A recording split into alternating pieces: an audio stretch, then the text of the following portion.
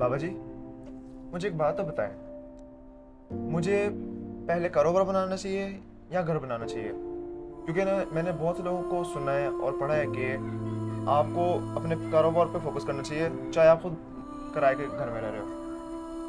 अब मैंने भी ऐसे बहुत सुना है, लेकिन बेटा ये आपकी अपनी चॉइस है। लेकिन मेरा मानना ये है कि अगर आप अफोर्ड कर सको किसी मुकाम पे आके, तो पहले अपना घर बनाओ।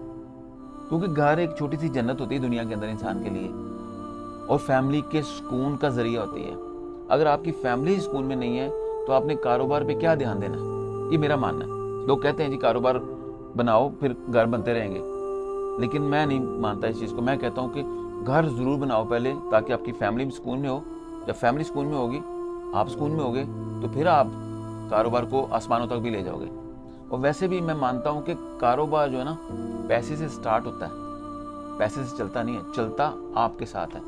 आप ऊपर कितना रहते हो, आप कितने सुकून में हो, कितने पावर में हो। तो पावर कहाँ से आती है? फैमिली के सुकून से। तो हमेशा पहले कारोबार के साथ साथ घर ऐसा बनाओ कि काम से घर भागने को दिल करे।